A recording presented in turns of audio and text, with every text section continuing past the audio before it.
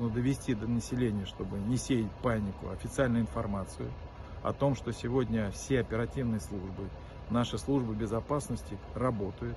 Ситуация под полным контролем. Источник запуска дронов блокирован и уничтожен. Что начинается на Украине. Это же настоящее беснование. Люди, общество настолько заражено этой самой неонацистской бациллой, что радуются тому, что пострадали дети, что погибли люди. Как будто это привнесет в их жизнь какой-то смысл, что ли, или решит какие-то их проблемы, а на самом деле это только является проявлением проблемы, глубинной, на что, собственно говоря, в том числе и направлена цель и задача специальной военной операции. Но беснование, которое, конечно, устроено и киевским режимом, и, увы, к сожалению, стало уже частью жизни украинского общества, говорит само за себя. It looks like the Ukrainian administration does not want peace. And it's very strange because you are in a country where you lost over 1 million servicemen, and now they go around and they just grab whoever they see in the street as long as you are a male. In fact, there was first a law that was created to say no man should leave Ukraine. Now they go door to door and they ask if there's a man, or they use the data systems from the government to check if there's males and send them to the meat grinder, you know. Now the question is, why are they doing this? Why do they want to keep the war going? Is it them who want the war going? No, it's not them. It's the US and EU in this particular instance. EU has their own agenda, and US, they have their own agenda. US, their agenda is to protect the deal that they have of natural resources.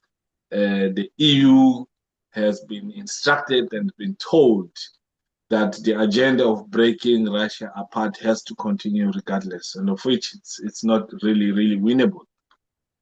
But I must also indicate that when this whole thing started, they were all together in it. But who's suffering the most? The citizens of Ukraine. Majority of them don't really understand that a small group of neo-Nazis are now calling the shots. But whatever that happens, who's dying? It's the soldiers, innocent people most. The soldiers that are not well trained, because the majority of the soldiers that Ukraine had were former Soviet Union soldiers. But Matimba, let me throw you under the bus straight to it. What is going on in your opinion? What is the agenda behind this? I know that tomorrow they're supposed to be sitting in Istanbul where the peace talks has to continue, but then come Ukraine do this. You know, it's you find a criminal in your backyard, he's the one to call the cops first. So what is going on? What is going on? In your opinion, share. Why are these guys trying to derail the peace talks? At whose interest are they covering? Are Ukrainians really understand what is about to happen? And what is it for them when this is happening? In your opinion and your experience, please share.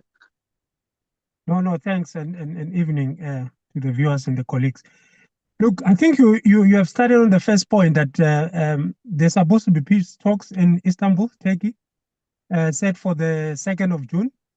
Obviously, we know that several weeks ago, President Putin proposed a resumption of the peace talks that were stopped by Ukraine in, I think, September of 2023, which at the time they were very close to reaching a deal. But the former president, rather Prime Minister of the UK, Boris Johnson, personally flew to Ukraine to stop the deal. So Putin had proposed that they should resume from there, because at that time, there were significant discussions that happened from some of the reports that we're getting is that Ukraine was prepared to sign the deal in terms of neutrality. Obviously, the issue of territory was not yet to be discussed. So one can easily link that this attack, it seems to deter Russia from going through with the negotiations, because obviously, look at it from Zelensky's side. If that peace deal is signed, you are toast. Obviously, if the war ends, you must go to for election. And there's no way Zelensky is going to win the Ukrainian election. And obviously, even his personal safety, which has been discussed for quite some time, will be at jeopardy. So the first point will be to derail the peace negotiations that's supposed to take place in Turkey on the 2nd of June. However, we are getting reports that the Russian delegation have already flown to Turkey, meaning they are still going to go ahead. The second part is that Ukraine is trying to strengthen their hand in the negotiation. You recall that the past negotiation that happened about 2 weeks ago, they were in a very weak position.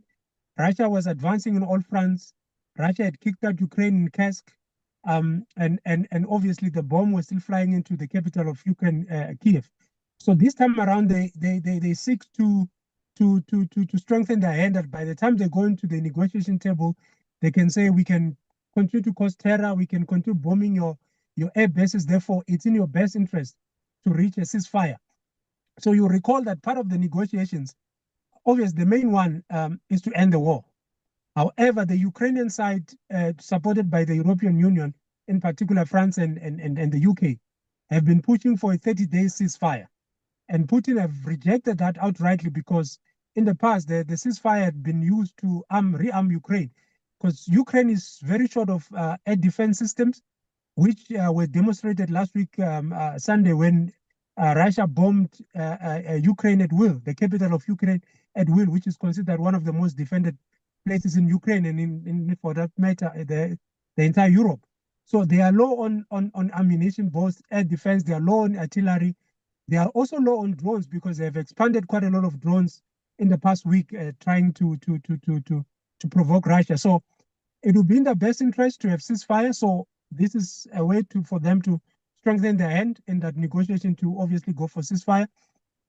Obviously, the third one is to demonstrate to the backers that have got capabilities to cause harm to Russia. And if we see what happened, these are civilian structures. They've got zero military significance. They're not going to deter Russia's military effort, because Russia does have networks for the military. They seem to differentiate between the two. However, bombing a civilian train, leading to the killing of confirmed 7 Russians, will do nothing but to provoke Russia, which takes me to the last point, that they are also hoping that they will provoke Russia to respond. So this Ukrainian war is a war of attrition, which means that resources are more important, both manpower and equipment. And Russia has been able to set the tone to fight this war at the pace that they can afford, at the pace that they are able to produce weapons. So by trying to provoke Russia, they would want them to expand their effort, meaning they have to send more bombs, they have to send more weapons, they have to send more men, which obviously will lead to losses. That will eventually assist to deplete Russia, which obviously Putin has been very careful throughout the war. He have never taken the bait of escalating the war.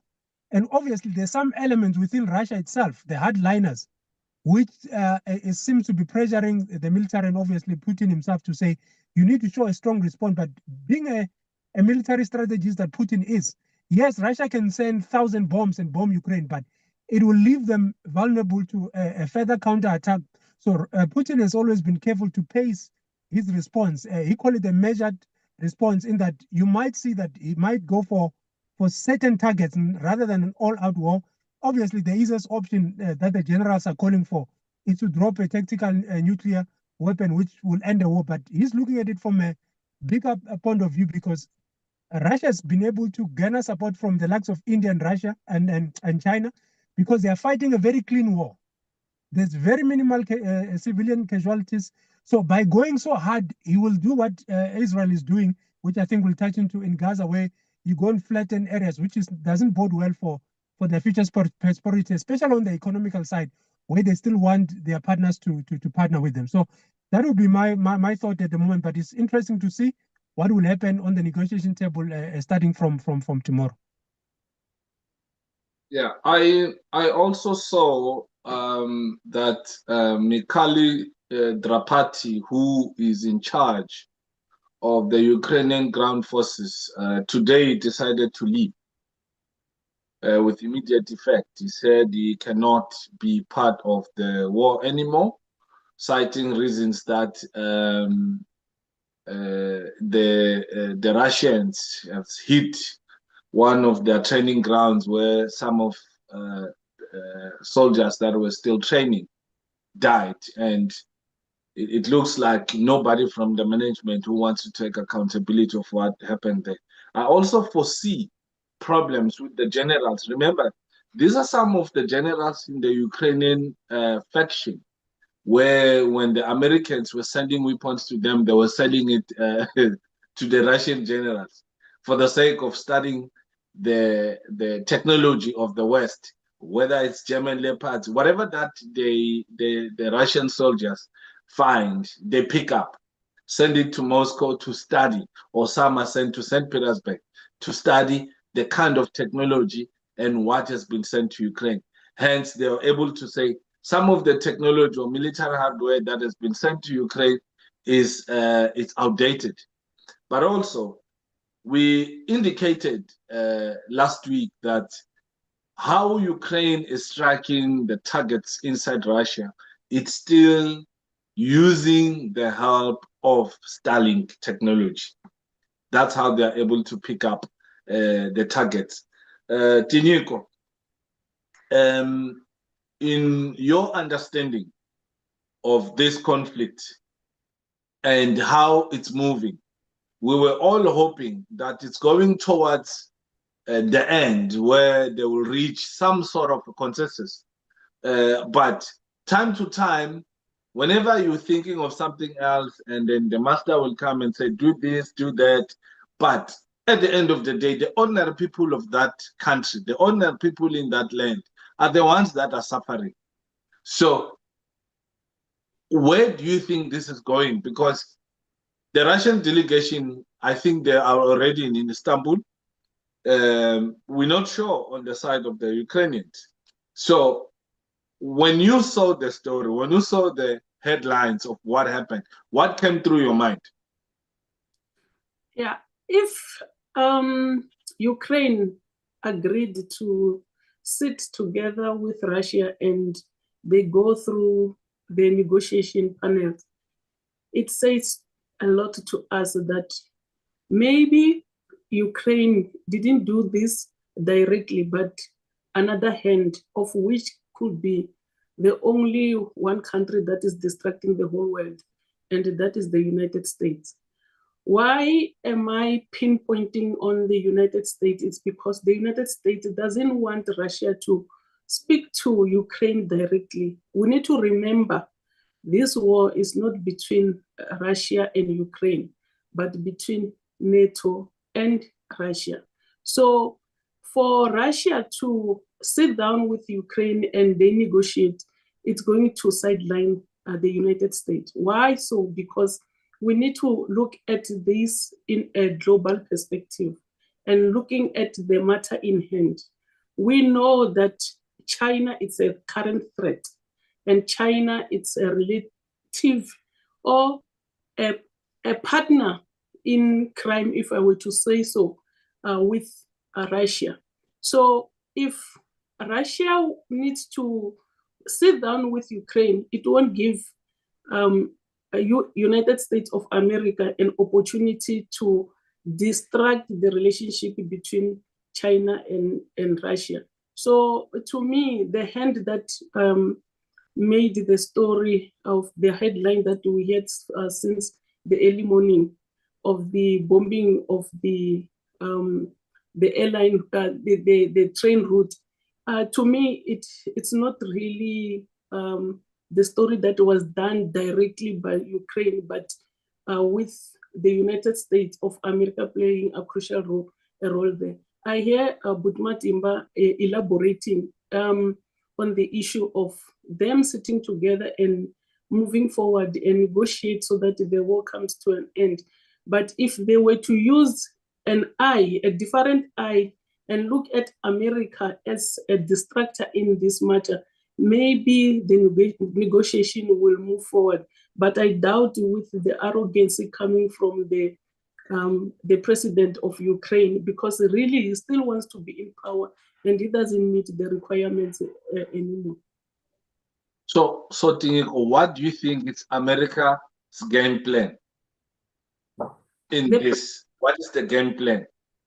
The plan is that Russia needs to move away from China and then focus on having a relationship with America. And this can be done through Russia being in partner with the United States and resolve the issue of Ukraine. So that will help them to create the relationship. Is that possible? When you are in trouble, you hit yourself over the wall, and that's what I'm seeing. But I don't think Russia, with its caliber, that it will go through the nonsensical relationship with the United States. You can tell that Trump is desperate, hence he is going all over or around, even going to the Middle East. He's trying to find a way to create a relationship with the countries that are in good relationship with China and Russia, and that is really impossible, because the world, it has woken up now. They're able to see that the West, they've been malicious in creating stories that are not there. We know even the history of the war between Iran and Iraq, with America behind this. So Russia is very intelligent in such a way that they won't take this as a minor thing, but as a way of pulling themselves away from the United States of America, because they have started a problem that demonstrated that they can never be trusted.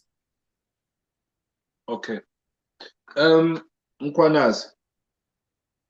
Yes, but let's reflect back on the targets that were hit.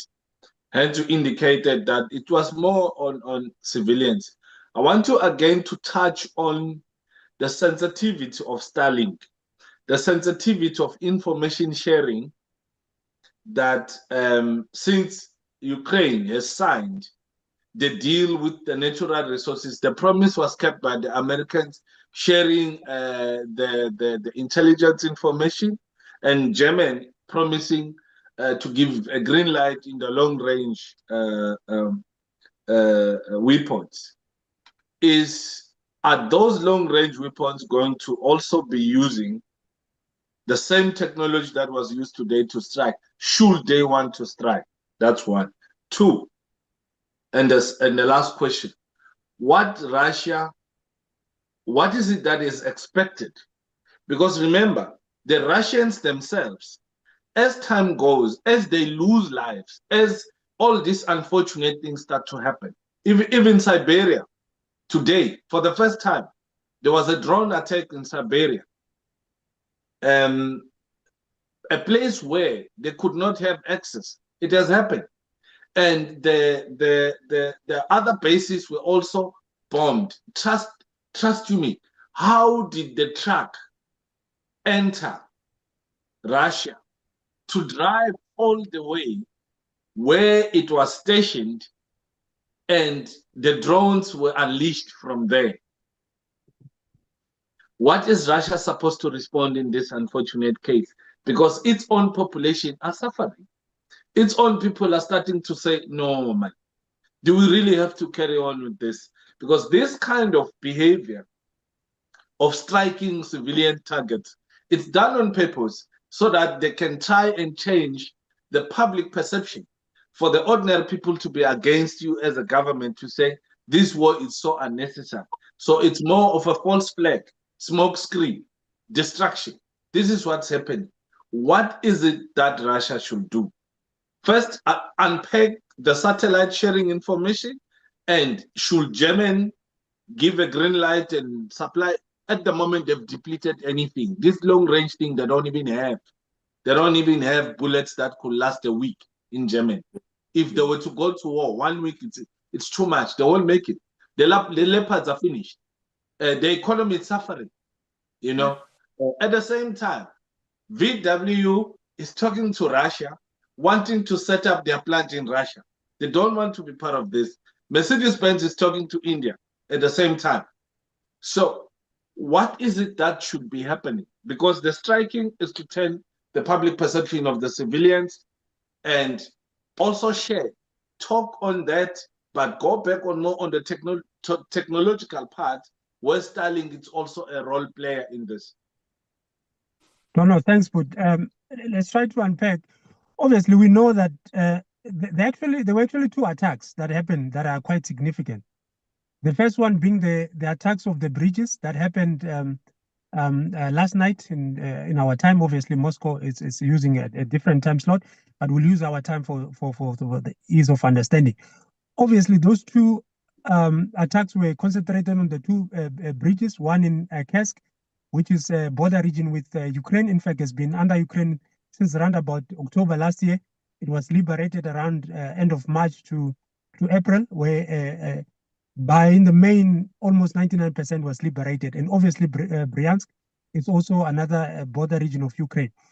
Like I'm saying, there's zero military significance to this because Russia does use quite a lot of train transport to move their equipment. But these are the regions where Russia has no fronts opened that they will need to resupply. The most important route that Russia needs is the one that supply Ukraine, rather Crimea. Hence, their first target was to liberate Mariupol, which is a coastal city on the Sea of Azov. That allowed them to have a direct route to mainland Russia, not using the Kursk Bridge or the Crimea Bridge, which in itself has been the subject of attacks. And we'll talk to it now when we talk about the German attack, because I believe the long-range weapons, I believe, is linked to that. The second attack that happened was that about 3 military bases, Russian military bases, air bases, were attacked by Ukraine to devastating effect. As of the last time I looked at the story, about 6 bombers were destroyed. I think it's around about 4 Tu-95 intercontinental bombers and 1 Tu-23 mid-range bomber. And there's some reports that also a Tu-160 bomber has been destroyed. And a Tu-160 is one of the most prized bombers that Russia has. They only have about 17 of them. And this is their doomsday weapon. In a case of nuclear war, those white swans, as they are called, will be called into action very advanced. They fly at about two times speed of sound. One of the best, if not the best, in their class. They outrun most fighter jets. The American F-35, which is considered the most expensive military weapon that ever produced, cannot even keep up with a bomber probably 10 times its size. So that was the two significant attacks that happened today. So on the bridges, there were bombs using controlled detonations. So controlled detonation can only be achieved through various means. First, it has to be wired, meaning there's a wire that goes directly to the bomb, and someone is watching the action and then detonate it when the train gets to the bridge. Very difficult to time. The second part would obviously be a time bomb. This one we are also used to the movies, where you put it set time and then it will explode at the end of that time. Obviously, that would not have happened because the train needed to be on the bridge for them to detonate it. So we can discard that. Obviously, the third part possibility would have been radio signaling. Obviously, that's when they send a radio signal when the time is right. That we can discard because Russia has got serious jamming capabilities all over Ukraine. They're finding it difficult to communicate. And obviously, if you are using radio, you need military-grade receivers, which in itself will send a signal. Russia could have picked that one up. So we can discard the radio signal method. The fifth and possible part is obviously Starlink, where these tools are obviously linked, or these bombs and the timers are actually linked with rather commands from Starlink. And that can happen because, like I've said in the last episode, it is nearly impossible to jam Starlink because they've got over 2,000 satellites that can send command at any time, and that command moves straight from Starlink directly to the unit that need to explode. So it becomes impossible to control, to jam those ones. Hence, Russia couldn't have figured it out. So if you look at the video, it was so perfectly timed that immediately when the train arrives, the bomb went off. So which tells you there were the third element, rather the second element, which is that of surveillance. We know Ukraine is not possible of that kind of surveillance. They don't have any satellites, let alone military satellite, which tells you that this train was tracked from Moscow using Western satellites. And I would like to align myself with Sesitinyugo's thinking that the United States would have been involved. They are the only country that has the military power to track Russian space through satellite. So they would have tracked those trains from Moscow all the way to when they were exploded. So Starlink is definitely involved. And on the bombing of the bases, again, having used the same analogy of how drones can be controlled, even though some of the drones were launched from within Russia, and we have got confession from some of the military apparatus of Ukraine that they've been planning this for over a year, which tells you how much of involvement this was. Obviously, NATO was involved on this whole attack. So they managed somehow to sneak in drones into Russia, held them in a truck. The thing is that you cannot, like I've said, you cannot be able to control drones from that range with a data link, which is what traditionally is used to control drones. If you recall, earlier during the war, Ukraine were using Turkish drones, the TB2 drones, to devastating effect. But Russia, within 2 months, were able to jam those things. So data link does not work, especially when you're looking at those distances. So the command could have only came from Starlink. Obviously, they will have programmed them, but the drones need to come to life, and they need to know where to go, and they need to know which target to go to. So obviously, Starlink would have been involved in sending commands to those drones to obviously rise up and go to the bases that they were supposed to go, which explains why Russia was not able to jam these drones. Obviously, drones are very difficult to intercept. Russia have got one of the best air defense systems. They've got the S-500, S-400, S-300, the TOW-2 missiles, and the Penta S-1, which is actually designed from ground up to take out drones. But these were actually very small drones, but the target of the air bases, all you have to do is to detonate it within the bomber. It is a highly flammable target. It will catch fire. It was not to destroy it instantly. It was obviously for them to catch fire, which obviously is what happened. So we know Russia couldn't jam those things because they are protected by Starlink. And the same, obviously, this is what in military terms they call it softening the target. So before you launch a major attack, you need to hit strategic areas which limit the capability of your enemy to respond, which talks to this third issue of long-range weapons. We know NATO have given green light for Ukraine to use long-range weapons into Russia. However, Russia, for the past 3 weeks, they've been positioning those bombers that were destroyed today to retaliate. They've been loading them with missiles, K101, caliber missiles, K555 missiles, and all sorts of missiles. Iskander ballistic missiles were positioned in Belgorod, in the Black Sea. The frigates were also positioned to fire those caliber missiles. So all hands were on deck, preparation were done. So obviously, the West, in particular the USA, which has the capability, would have been seeing all this movement that Russia has been moving to prepare for the long-range weapons. Obviously, now they can go ahead and launch those long-range weapons, knowing that Russia is very limited to respond. So Russia is in there so far. They've been able to respond using bombers and not enter Ukraine airspace. So these bombers are able to fire within, most of them, they fire around the Sea of Azov, around Belgorod, which have got high density of air defense system, which protect them from Ukrainian fire. So they're able to fire them 300 kilometers away, 600 kilometers away. Obviously, most of these cruise missiles, the shortest will have about 500 kilometers. In the case of the caliber, the official range is about 2,500, which it could even be higher. So they're able to hit as far as Western Ukraine in Lviv. So if you take out those bombers, you limit Russia's ability to respond, which means they need to now use their fighter jets, which are quite vulnerable, obviously, because they need to go into Ukraine airspace. Obviously, the Su-35 and the MiG-31 that are stationed in Belarus are called into action.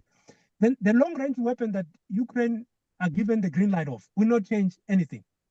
You must recall that when the war started, Ukraine had every weapon system that NATO is giving them. So to think about military, think about weapon system. So it's different types of systems. So they had ballistic missiles. They used missiles. I think it's about 500 kilometers, which is comparable to the U.S. Taxam missiles, which they've been given. They have the Neptune cruise missile, which is comparable to the German Taurus missile that have been given to. It's also comparable to the UK and British missiles that they've been using.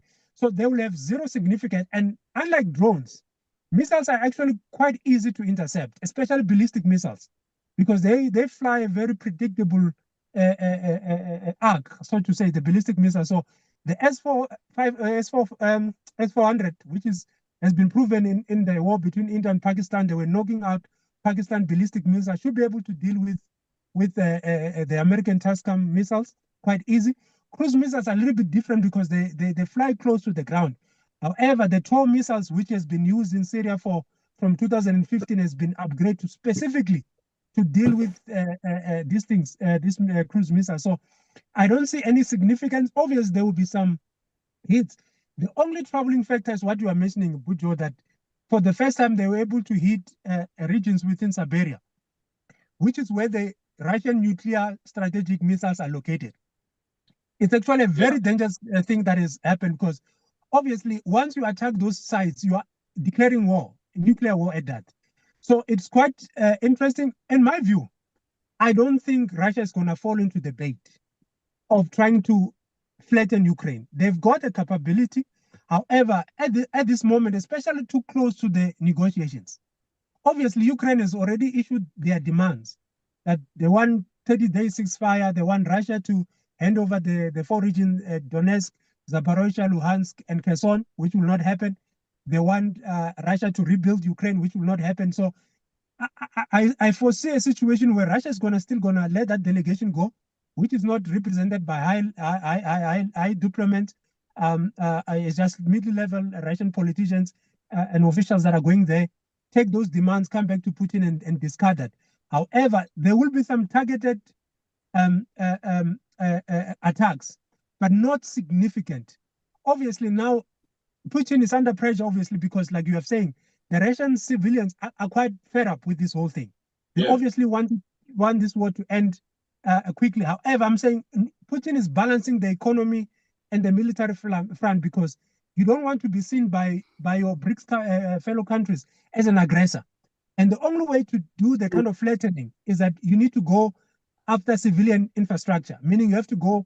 They've been threatening to bomb the parliament, which I don't think they will do at the moment. They need to bomb the Russian, the Ukrainian central bank, which will then kind of alienate their allies in China and India, even South Africa and Brazil. So I don't think they'll be quite significant. In terms of the military front, Russia can quickly replace those bombers using their fighter jet, the Su-35, like I've said, the MiG-31, the Su-30 as well, which are already in use. But to go after Ukraine, I don't think it will happen that significantly, because if you look, for the past 2 weeks, they've been bombing Kiev, they've been bombing Kherson. They're sort of like running out of targets. Military targets are almost exhausted. The only way is to go for civilians, which I don't think Russia is going to go to again after civilians target at this stage. Okay.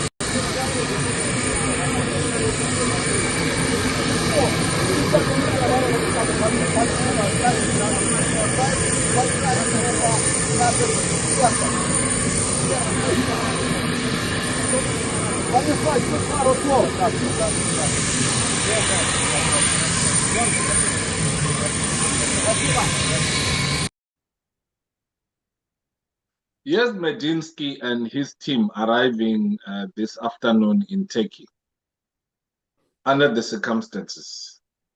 Vladimir Medinsky, he still needs to sit there, look at the Ukrainian delegation and remain professional and be diplomats. So what are we looking at, Tinyuko? What are we looking at since we understand the background and what's actually happening? Because they've been given a mandate. Remember, the Russian delegation or the Russian Federation delegation have not changed the script from the first time where they met in Turkey. Nothing has changed. They're still using the same method as Butmatim indicated that Boris Johnson messed this whole thing up. Now, the delegation, it's still the same people. Nothing has been changed. Though Vladimir Medensky's family was threatened, they are now 24-hour guarded. All those threats were meant to wish for tomorrow not to come. But tomorrow, in few hours, the talks are supposed to start. What do you think should be Russia's approach? Or what do you foresee from Ukrainians? That we are well aware that they are not necessarily independent. They have to go and push the mandate of their master. They have to go there and play. So basically, we'll see a showdown between the EU and the Americans through the eyes of Ukrainians. You know, they will come through these guys. Whatever that these guys will put in the table, it's what the both masters had told them, because one part of the faction, the Western faction, the Americans, will put different demands from what EU will put, you know. But what are we looking at here? Yeah, the reason why the delegate is the same, it means that even the message is still the same, it's not changing. But Martin already alluded that there's no way Putin is going to change his initial message. They want Ukraine not to be part and parcel of NATO. And that's the message that they're going to convey. They won't change. However, because this is the second or the third setup, considering the 2 years ago, it took place and it didn't really materialize. Here, foresee the exposure, because Ukraine will need to demonstrate exactly who tells them what to say. We are aware that European Union is still focusing on the fact that Ukraine need to fight so that they have better negotiations, which will never happen. And we are aware that, like it happened early hours of the Americans hitting Russia through Starlink, that the master will now be exposed, and that will make an opportunity for the world to stay away from America, and also create the major conflict between the EU and also the United States of America, because there's nothing more to negotiate in here. The war is over, and Putin won't change his initial message, because that was the reason for the war to take place. So if the reason is not addressed, there's nothing more to happen. So it will be exposure, and then the serious division between the United States of America and EU. And then unfortunately, Ukraine will be left hanging, and that will be a painful story for our life. Okay. While we still have this talk, there's a lot of conflicts around the world.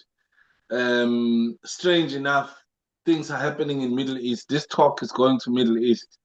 There's also another issue in Middle East where it goes around and around and centers in around the same families, same countries.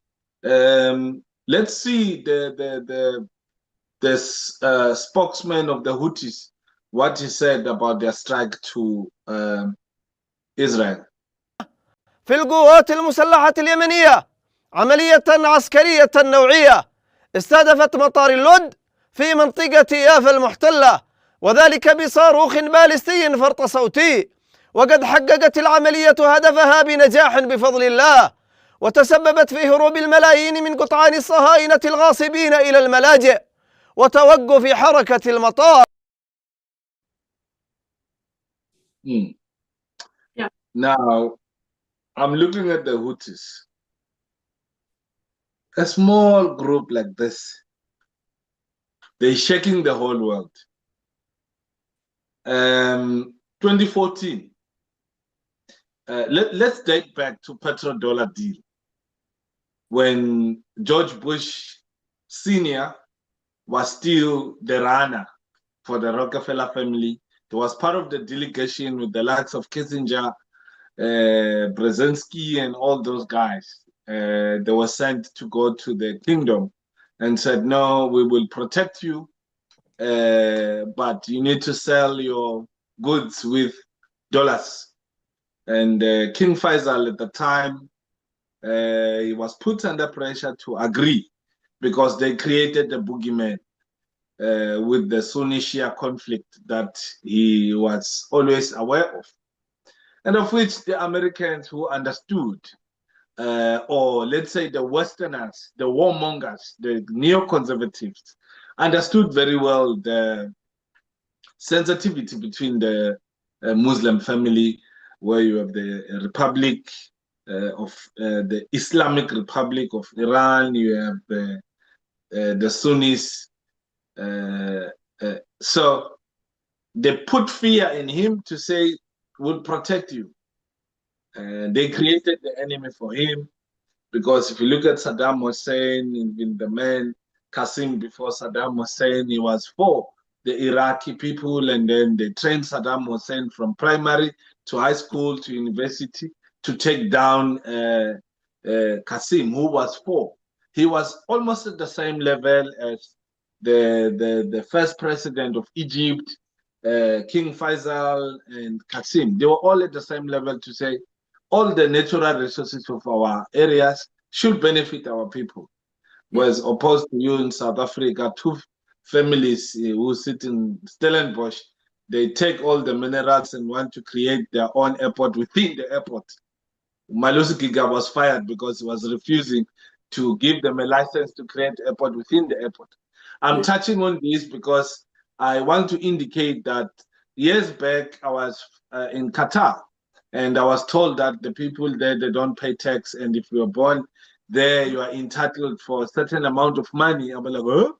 They said no, because the population of here, it was 950,000 at the time. This was around 2018, 2019. The population, I'm like, hi, boy. They said the rest of the people are foreigners.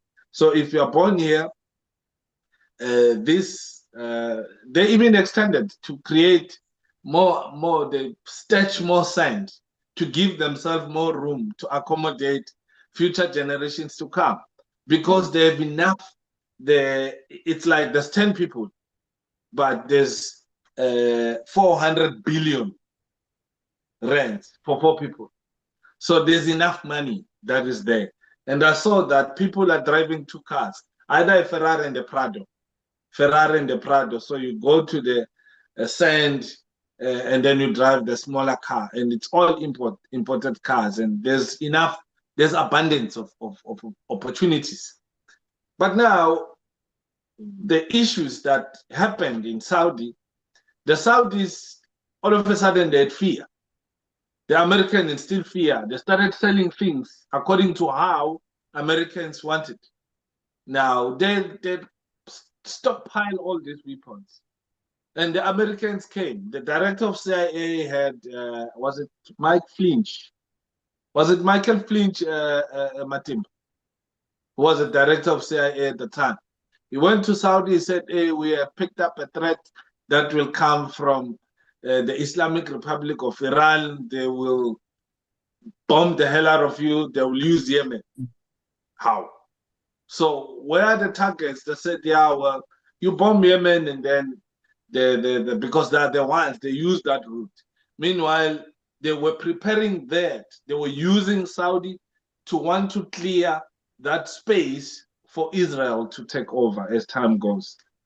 The Saudis did not realize that they also had pressure of keeping weapons that they've never used them anywhere. I mean, you can look at their soldiers, they're fat and round, they're unfit, they eat ice cream half the time because there was no threat, and of which we understand. So the Houthis resisted. It was indeed, Iran did help. And Iran has been one country that has funded over 20 organizations to resist the colonial masters of the West. In this case, I will indicate the Hezbollah in Lebanon, the Hamas. Strange enough, Hamas are Sunnis, sponsored by Shias. And all the Sunni countries around Gaza or Palestine, they are in mute mode, all of them. Why? Because each of those leaders, they have properties in the West, they bank their money in London. Yes. So if they open their mouth, they freeze your money. So that's problem number one. Then Iran did not care, went all the way to sponsor these guys to resist. Now, all of a sudden, we have a new kid in the block, the Houthis, that are able to block. I think Matimba touched on that, where they had to reroute extra 21 days to reach that part. Some of the ports in Israel are empty. But also, I want to pose this to you. For the Houthis to be able to have balls, they first hijacked an Israel-linked ship with one of the most dramatic exercises we've never seen, coming from the helicopter, hijacked that whole thing and push it one side. They took down one of the biggest carriers of the fighter jets of America. What is the name of that one, Matimba? It's St. Mary something that they took down. Where are they getting the technology to be able to infiltrate the Iron Dome in Israel? They hit the airport. On the other hand, Hezbollah hit the yard of Benjamin Netanyahu, sending a message to say, we're watching you. They even send him a photo of him walking in the yard. Where are they getting this technology, lady and the gentleman? Yeah. I will start from you. I'll start from you, Tiniko, this side, and then Matimba will jump in. I just want to understand the balls that the Houthis have. In your understanding, in your knowledge, what is happening there? Yeah, while you were talking about the Houthis, as in my heart, I said, we can not talk about the Houthis without linking them to Hamas and Hezbollah. Why? Because their struggle is the same. Yes. Is to protect Palestine, and with Israel being used by the West to dominate the region, and they are aware, and we know even the history of the Houthis and other Islam groups in the Middle East, how they were treated by the Americans. It's a painful story, and then linking that with the relationship between the historical relationship between Iraq and Iran, and them bombing is the routes and also the airports is to demonstrate that we are for Palestine and we can stop you from operating, because their aim is to distract Israel. And we look at the area of the Suez Canal, what they are doing, and it becomes a painful area for Israel because that's where it's able to generate lots of economy, and they are stopping everything. And they don't only distract the Israelites, because at that center, every country look at the area as an opportunity for economic development and trade. And if I were to say, without speculating, who is supporting them, I would say Iran, Russia, and China. Why I'm saying this, Russia and China, is because it's the battle between the West and the global South. And these Houthis, they are very capable, even though they're a very small group, you can hear their arrogance, even the way they talk very fast, because they don't care. They know that they are well protected, and they got all the resources that they can fight Israel. It's just that they're just brushing the surface. But if they want to make a serious pain, they can do so. And I'm sure that the West has some negotiation with the Houthis, because if they didn't, they would have come after the Houthis with immediate effect, and we see a real war. But because the war is not just war, it's the war behind the economy. Okay, but Martin, but shoot, your No, own thanks. understanding of that area.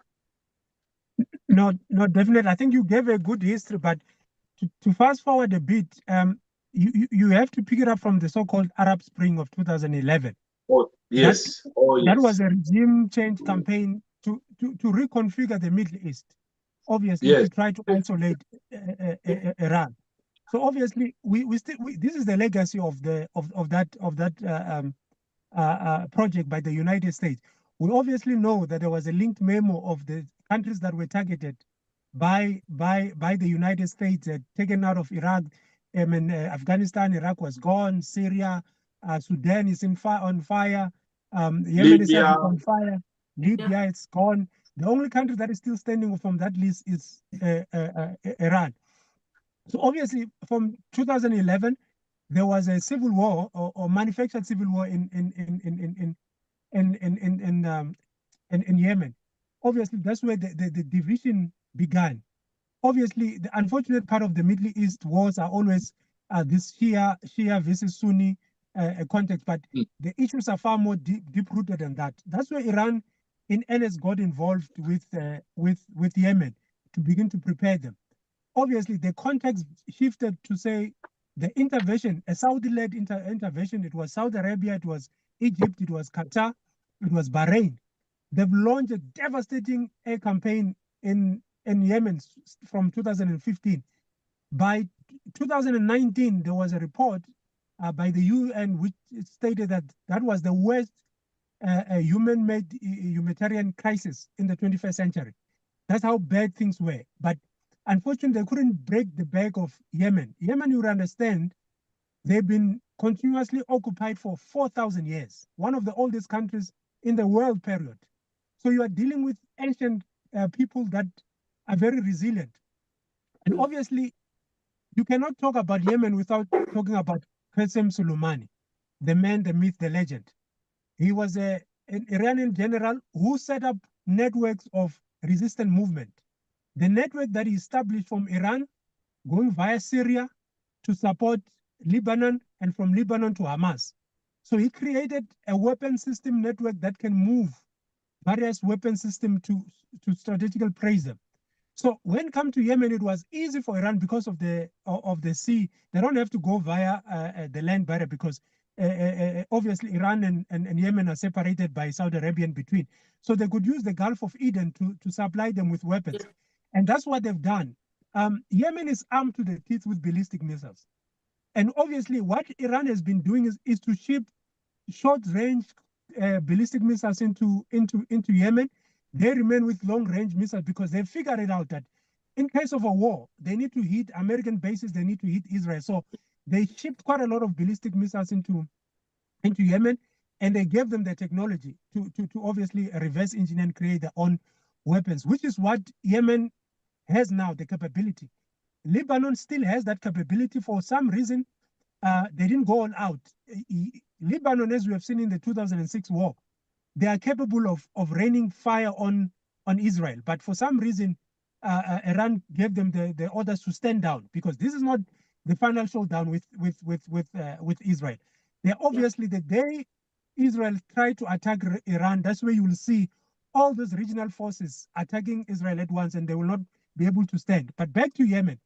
Yemen obviously have got those missiles. They've got even hypersonic missiles, which they've been using to hit Israel. Obviously, the first approach they did was to blockade the Red Sea. No traffic is going through. The Suez Canal is a dead end. Egypt is suffering. Remember, Egypt is a strategical ally of the West, and the United States in particular. So by closing the Suez Canal, you are straining Egypt as well. And you are also straining Saudi Arabia because of the oil supplies. Because it's not, that blockade does not affect everyone. Russian ships are still passing. Yes. Chinese ships are still passing. All you have to do is to send a signal and say you're not affiliated with Israel or NATO, and then you're allowed to pass. But it's causing a lot of economical turmoil in those countries. And obviously, if you look at the attacks, like Sestinuga have said in terms of the airport, there's a funny effect. 80% of Israeli citizens have got dual citizenship. Most of them have got citizenship in Russia for strange enough. About 6 million of those people have got citizenship in former Soviet Union countries. It's mostly Russia, Poland, Lithuania, and Latvia, and obviously the United States and the UK. Meaning they need to fly. So what Yemen has been doing is to disrupt their airspace. Most of the time, those missiles obviously don't hit the target because Israel is quite defended. In fact, the United States moved, they've got about 7 third air defense systems, 7 in total. They moved 2 of those in Israel, to Israel, meaning they're left with 5, which means the United States is not entirely covered in terms of the missile defense, but they would take such a drastic step. But firing a missile itself, make sure that for 5 hours, the Israeli airspace is closed because they don't know what's going to happen enough. So same way with the naval blockade, is not to be able to entirely close the Suez Canal or to close the airport in Israel, but it's to cause disruption. And you know, when it comes to aviation, if one flight is delayed, it's a chain of events that can take 3 days to clear. And if you look at the Houthis, every 3 days they're firing a missile to make sure that the blockade is so backed up enough, they never clear the airspace. So that's what would have happened. But if you look at the genesis of this war itself, I strongly believe that the 7 October events are manufactured because there is no way that paragliders from Gaza can fly into Israel undetected. Israel have got 24/7 cameras fixed at Gaza. Every movement, every action is monitored, but they were unable to pick up these. And we know the Hannibal directive that was given for the Israeli army to kill their own citizens. For they prefer that they be killed rather than for them to go into captivity.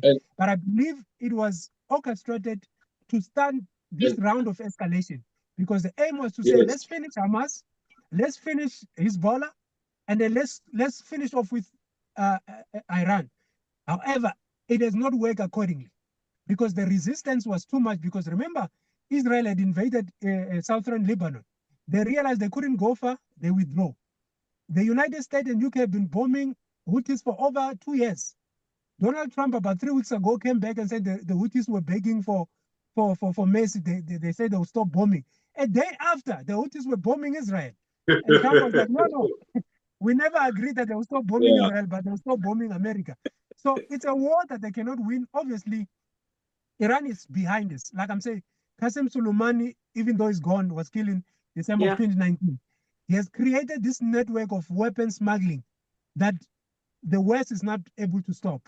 And as long as those weapons are still flowing, Yemen will still be firing those ballistic missiles into Israel. And as you have seen, that France and the European Union have come out and say they cannot tolerate what Israel is doing. Because these guys are coming out openly and say, we want to starve Gaza. They are bombing all hospitals. And it's becoming impossible for the European Union to continue supporting Israel while supporting the ICJ and the ICC and all these UNICEF and all these UN bodies. So they're exposing them, but talk is cheap because most of the weapons that Israel is getting is from the US. About 21 billion since October has been shipped to Israel, and they continue to support that military campaign. But like I'm saying, is to provoke a greater war so that they can have pretext to go after Iran. Yeah.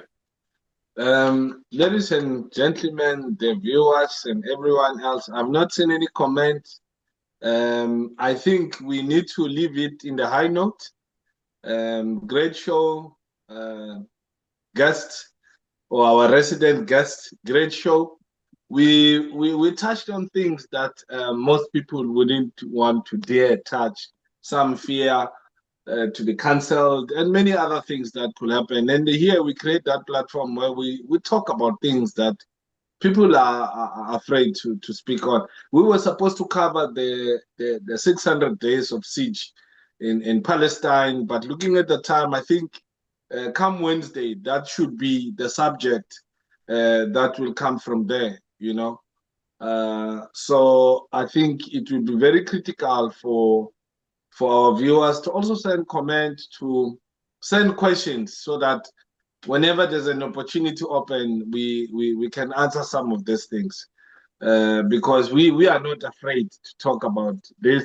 We've got details, we've got intel information, we've got sources, we've got the knowledge. We don't know it all, but we try to speak about things that the ordinary television can't speak on. So we'd like to thank the viewers and the guests. There's a comment here.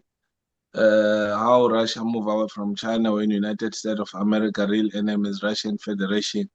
Yeah, I think some that is why I will say that the more people watch the show, they'll understand that Americans, their enemy is not Russia. Their enemy is China. The biggest thing is China, because this is an economic war. It's not about weapons. No, this is an economic war. So the American administration, when they sleep and they wake up, it's their biggest headache. It's China, and it's not hidden. You know, someone will tell you that they want to protect Taiwan because all their military assets, they get the microchip from Taiwan. But if China takes that whole entire technology, then the West will collapse. So someone said, Hamas shoot those who seek to get food. Yeah, that's why sometimes to read some of these comments, it will derail you from having a beautiful show. But because what he's talking about here, it's obviously comes from the West. But we don't want to lose focus on the show. We just want to thank the people that continue to write the comments, good or bad. It's your opinion, it's your view, it's where you come from. We will continue to deliver what we believe the public out there need to hear. So thank you very much. Let's have a lovely evening. Thank you.